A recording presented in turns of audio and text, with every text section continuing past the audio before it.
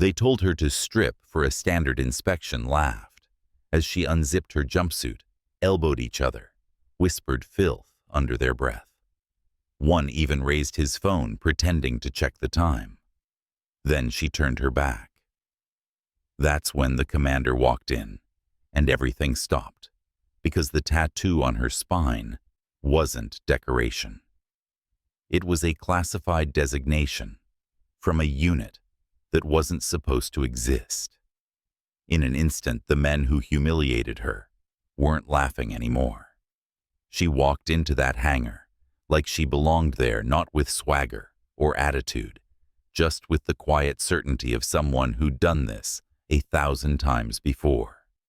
Her name was Ela Rohr, and she didn't look like much 40-some, maybe pushing 50, graying hair pulled back in a regulation bun, coveralls that had seen better days, steel-toed boots that actually showed wear. She carried a battered clipboard and a toolbox that looked older than some of the airmen working the bay. But here's the thing about assumptions: they're dangerous when you're dealing with people whose stories you don't know. The midday sun had turned Falcon Ridge Air Station into a furnace.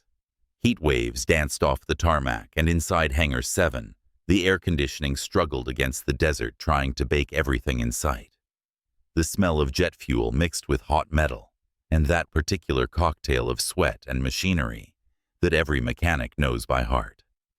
Power tools whined, engines hummed, and somewhere in the back, a radio crackled with tower communications that sounded like another language to civilian ears.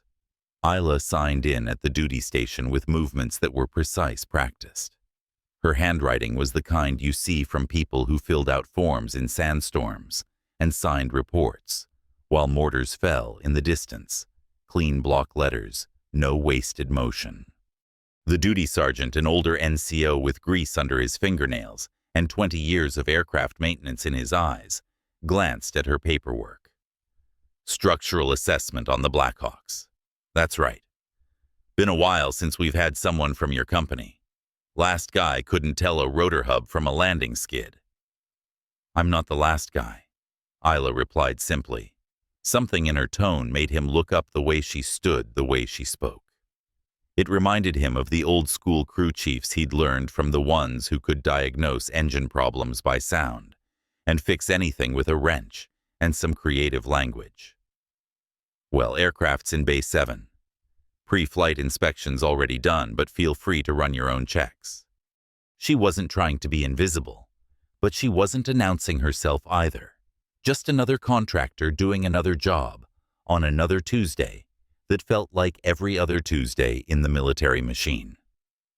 That's when Lance Corporal Trent Harper decided to make her his entertainment. Harper was 22 and thought he ran the world because he wore chevrons and had never been anywhere that would teach him otherwise. Fresh out of technical school, assigned to his first duty station, still believing that rank meant respect and volume equaled authority. His uniform was pressed sharp enough to cut paper, his boots polished to mirrors, and his attitude louder than the helicopters outside. He'd been having a rough week, failed. His first aircraft systems test, got chewed out by his supervisor for improper tool accountability, and watched 3 of his classmates get promoted while he stayed at the same rank, looking for someone to take it out on. "Excuse me, ma'am," he called out, not bothering to walk over, making her come to him. "You here for the avionics inspection?" Ela looked up from her clipboard. Her eyes were calm, direct, no hostility, no challenge, just the quiet attention of someone who'd learned to read situations before they got complicated. "Structural assessment. Going to need to see your clearance documentation. New security protocols." She pulled a folder from her coveralls, handed it over without comment. Harper made a show of examining it, squinting at stamps and signatures, like he was some kind of expert. Behind him, 3 other mechanics had gathered, drawn by that magnetic pull of someone potentially getting hassled. "Says here, you're cleared for structural assessment," Harper said, like he'd caught her in a lie. "That's not the same as avionics access." Structural assessment includes avionics mounting points. Hila replied evenly. Has since 2018. Chen laughed. She knows the regs better than you do, Harper. But Harper wasn't backing down. He had an audience now, and in his world, that meant doubling down. Plus, there was something about this woman that rubbed him wrong. Maybe it was the way she didn't seem impressed by his uniform. Maybe it was how she answered his questions without the deference he thought he deserved. Well, regulations have changed again. New electromagnetic security protocols.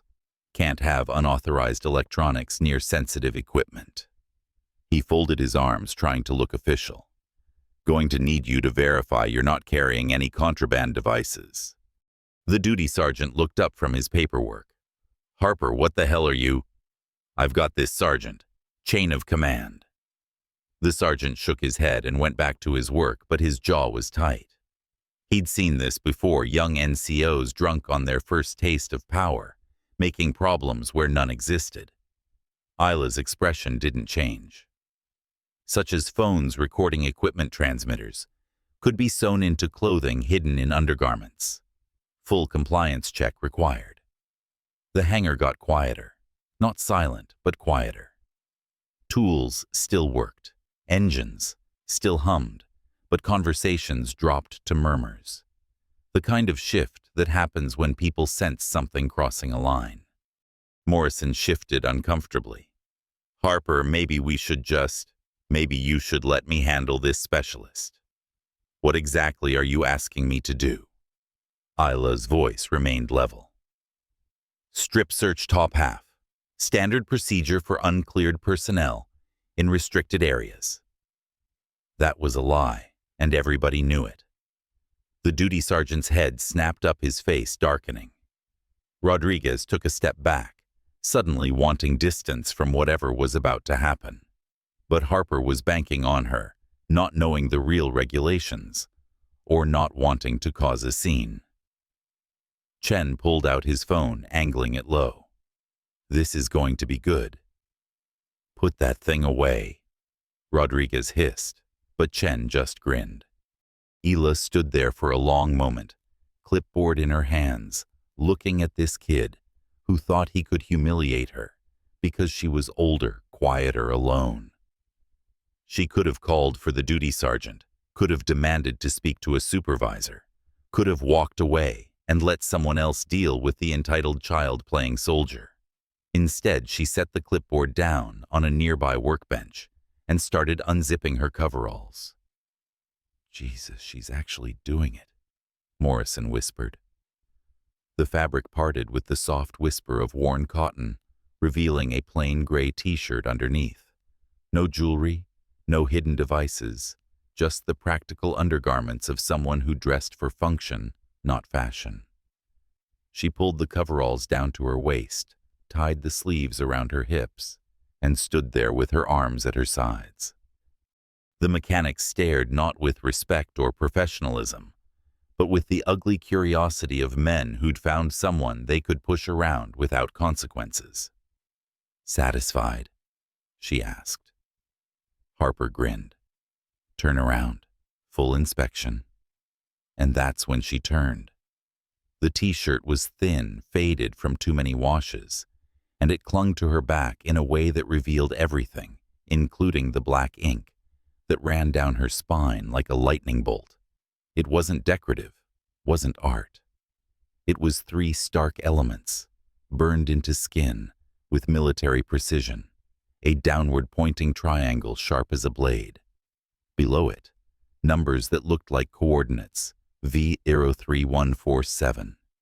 And at the base, just visible above her waistband, the silhouette of a bird of prey, with wings spread wide.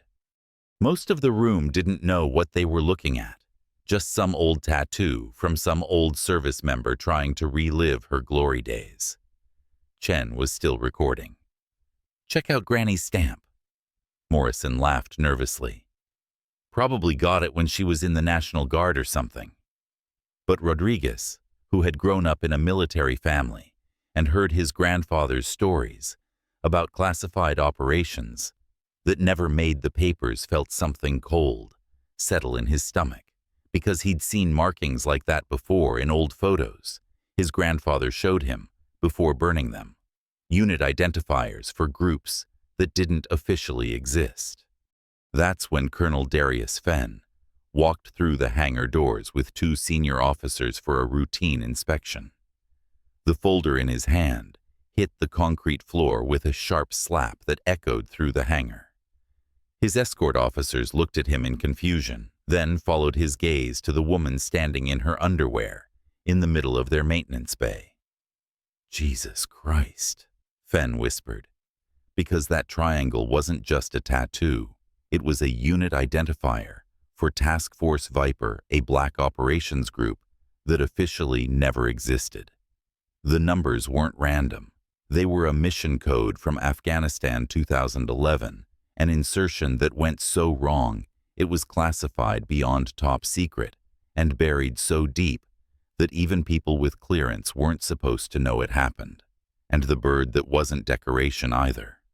That was the mark they gave to operators who'd been left behind and found their own way home. Fenn had been a major then, working intelligence liaison at Bagram. He'd seen the after-action reports before they were shredded, knew about the helicopter that went down behind enemy lines, knew about the 3 operators who were supposed to be dead, but somehow made it to friendly territory 6 days later, carrying intelligence that prevented a major Taliban offensive. He also knew that those 3 operators had been given new identities and strict orders to disappear forever. Hila Rohr wasn't just some contractor. She was a ghost, the kind of ghost that defense departments created when operations went sideways and heroes needed to disappear for the good of national security. The kind that got new identities, clean records, and strict instructions to never speak about where they'd been or what they'd done. But Skin remembered what paperwork forgot. Harper was still grinning, still playing to his audience. "See anything you want to report, ma'am?" Chen was zooming in with his phone. "This is definitely going on social media." Hila began turning back around, her movements unhurried, professional, like she was completing a task that had been assigned to her by someone with actual authority. That's when Fenn found his voice. "Stand down, Corporal." The words cut through the hangar noise like a blade. Every conversation stopped. Every tool went quiet. Even the distant radio chatter seemed to pause. Harper spun around, his face going through several shades of pale as he realized who was watching. "Sir, just conducting a routine security. I said stand down." Fenn's voice carried the kind of authority that came from making life and death decisions in places where the rules were written in blood. He walked across the hangar floor with deliberate steps, his eyes never leaving Ila's face. The 2 officers with him, a major and a captain, hung back. They didn't understand what was happening, but they recognized the look on their colonel's face, the same look he got when classified communications came in from Washington. "Ma'am," Fenn said quietly, "you can get dressed." She nodded once and began pulling her coveralls back up, zipping them with the same unhurried precision she'd used to remove them. No shame, no anger, no demand for apologies. Just the quiet dignity of someone who'd endured worse things than public humiliation and survived them all. Chen was still holding his phone up. "Sir, should I send this to? You will delete that footage immediately, or I will have you court-martialed for recording classified personnel without authorization." Classified. But she's just a... Delete it now. Chen's hands shook as he fumbled with his phone. The video disappeared with a few taps, and he shoved the device back in his pocket like it was radioactive. When Ila was fully dressed again, Fenn stepped closer, close enough that his next words were meant for her alone. Task Force Viper was decommissioned in 2012. he said softly. Officially, Hila replied, there are no official records of your service. That was the point. Fen studied her face, seeing things there that most people would miss, the way her eyes tracked movement, without appearing to watch the slight scarring on her knuckles that came from fighting in close quarters, the way she stood with her weight balanced, always ready to move. You're not supposed to exist, he said. Neither is that modified Raptor in Bay 3, but here we are. That got his attention, because the aircraft in Bay 3 was classified above his pay grade, and there was no way a civilian contractor should know what was under that tarp, unless she wasn't really a civilian, unless her clearance ran deeper than the paperwork showed, unless she was exactly who he thought she was. Fen turned to face the assembled mechanics who were watching this exchange with the growing realization that they had just stepped in something they didn't understand. Harper looked like he wanted to disappear. Chen was pale as desert sand. Morrison kept glancing between Fen and Isla, like he was trying to solve a puzzle with missing pieces. Everyone out, Fen said. Now, sir, we've got scheduled maintenance. Rodriguez started. I don't care if you've got the President of the United States scheduled for a tune-up. Clear this hangar. Anyone who discusses what just happened will be washing dishes in the mess hall until their enlistment expires. The mechanics scattered like leaves in a hurricane. Harper tried to linger, tried to explain, tried to salvage something from the wreckage of his authority.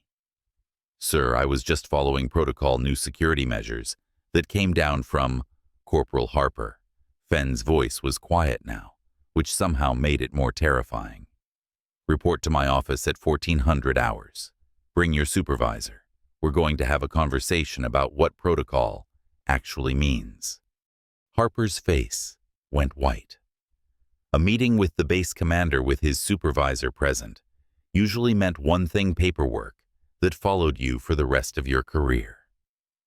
When the hangar was empty, except for the two of them and Fen's officers, the colonel pulled out his phone and made a call to a number that wasn't in any directory. This is Fen at Falcon Ridge. I need immediate verification on an Hila Roar contractor credentials background check. Priority Alpha. He listened for a moment, his expression growing more serious. I see. And the classification level. Understood. What about current operational status? Another pause. Copy that. And if someone had hypothetically compromised her cover, I understand. Thank you. He ended the call and looked at Isla, who had picked up her clipboard and was calmly reviewing her inspection checklist like nothing had happened. They tell me you've got clearance I'm not allowed to ask about, he said. Then don't ask. But I can give you whatever you need to do your job properly. She looked up from her clipboard. I just need to finish my inspection and file my report. Same as any other day. After what just happened, you want to keep working. After what just happened, this job needs to get done right. And that Fen realized, told him everything he needed to know about who she really was. The major stepped forward, confusion clear on his face. Sir, I don't understand what just... You don't need to understand, Major. You just need to make sure Ms. Roar has whatever she needs to complete her work, and that no one bothers her again. For the next 2 hours, Isla worked with the kind of quiet competence that made experienced officers take notice. She didn't just inspect equipment. She understood it, knew which bolts carried stress and which were just for show, could spot metal fatigue that wouldn't show up on instruments for another 1,000 flight hours. She worked like someone who'd maintained aircraft in conditions where failure meant people died, who'd made repairs with improvised tools, while under fire, who'd signed off on aircraft she'd have to fly in herself, knowing that her signature was a promise written in her own blood. Word of what happened had started spreading through the base. In that way, military gossip always does, quietly through maintenance crews and duty shifts, each telling, carrying a little more weight than the last. By the time Isla was halfway through her inspection, senior NCOs were finding excuses to walk through Hangar 7. Master Sergeant Williams, who'd been fixing helicopters since before most of the crew was born, stopped by to watch her work the tail rotor assembly. He didn't say anything, just observed as she traced vibration patterns with her fingers, feeling for irregularities that instruments might miss. "Blade track's off by about 2 millimeters, she said without looking up. "Probably been that way for weeks." Williams checked his maintenance logs. Sure enough, pilots had been reporting slight vibrations during hover operations. Nothing serious enough to ground the aircraft, but enough to make careful pilots uneasy. "How'd you spot that without running the engine?" "Feel the blade tips. Weight distribution tells you everything." She was right. Williams had been troubleshooting that vibration for 3 weeks with diagnostic equipment and computer analysis. She'd found it in 5 minutes with her hands. "You do this kind of work overseas?" he asked carefully. "Different aircraft, same principles." She moved to the engine compartment, ran her fingers along hydraulic lines with the practiced touch of someone who'd learned to find leaks by feel in complete darkness. "Your number 2 hydraulic pump is running hot. Probably has been for a while." Williams pulled up the maintenance records on his tablet. The pump had been flagged for replacement during the next scheduled overhaul, still months away, but the temperature readings showed it was degrading faster than expected. "We've been monitoring that." "How'd you know?" "Metal expansion. The housing's stressed differently than the primary pump. Feel here." She guided his hand to a spot where the pump casing met the mounting bracket. "Different vibration frequency. It's working harder than it should." Williams had been fixing helicopters for 3 decades, but he was learning things he'd never considered. This wasn't textbook knowledge. This was field experience earned in places where equipment failure meant people died. Fenn watched from a distance as she checked the rotor hub assembly, her movements precise and confident. She found a hairline crack in a support that the regular maintenance crew had missed, identified a bearing that was wearing unevenly, probably good for another 100 hours, but worth watching, caught a loose safety wire that could have caused a hydraulic leak at altitude. Each discovery was logged methodically, professionally. No drama, no self-congratulation, just the quiet competence of someone who understood that other people's lives depended on getting the details right. When she finished, her report was thorough, professional, and contained 3 recommendations that would prevent catastrophic failures nobody else had even considered. Williams signed off as witness to her findings. His signature carried weight: 30 years of aircraft maintenance, 2 tours in Afghanistan, a reputation for never passing faulty equipment. "Ma'am," he said quietly as she packed up her tools. "Good work." Coming from Williams, that was high praise, the kind that got repeated in crew chiefs' meetings and remembered during performance reviews. Fenn read it twice, then looked at her with something approaching awe. "Where did you really serve?" he asked. "Places that don't exist on maps," she replied. "Doing what?" "Things that don't exist in manuals." He nodded, understanding that some questions shouldn't be asked, even by people with clearance to ask them. The duty sergeant approached with a maintenance log. "Ma'am, if you could sign off on the inspection." Isla took the pen and signed her name with the same precise handwriting she'd used on the entry roster. But the sergeant noticed something else, the way she held the pen, the small scar on her trigger finger, the calluses that came from handling weapons and tools under extreme conditions. He'd seen marks like that before on the hands of special operations crew chiefs who flew the classified missions nobody talked about. "Thank you, ma'am," he said quietly. "Good work." As Hila packed up her tools, Fenn made another call, this one to his superior, explaining that the contractor in question had been cleared for unrestricted access, and that any personnel who'd shown her disrespect would be receiving additional training on proper treatment of classified personnel. When she was ready to leave, he walked her to the hangar doors. "You don't have to come back here," he said.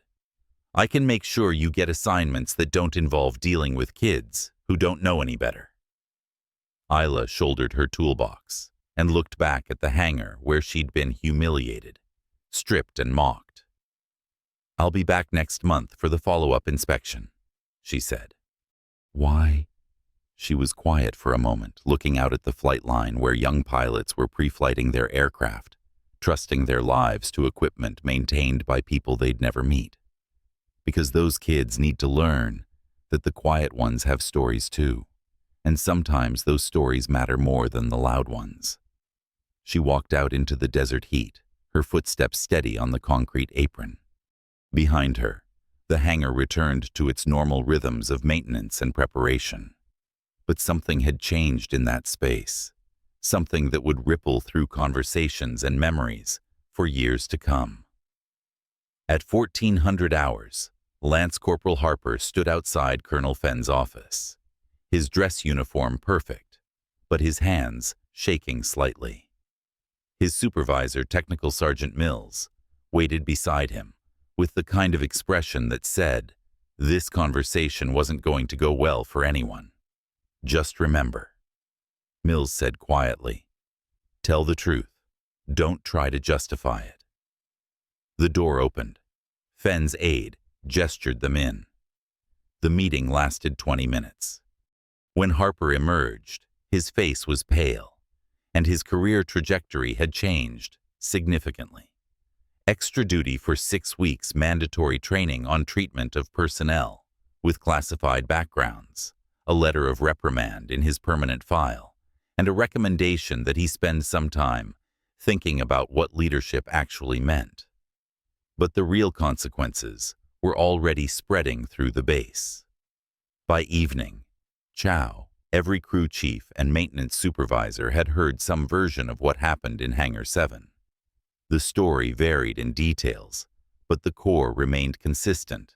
A contractor had been humiliated by junior personnel, and that contractor turned out to be someone whose service record was classified at levels most people couldn't even imagine.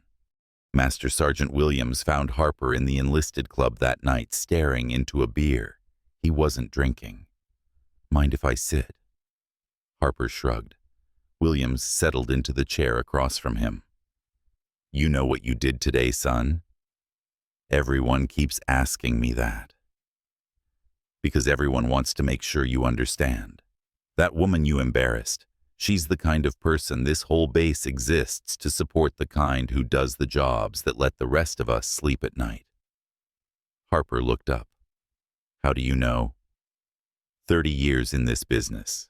You learn to recognize certain things, the way she handled tools, the way she found problems we'd missed, the way she carried herself when you tried to break her down.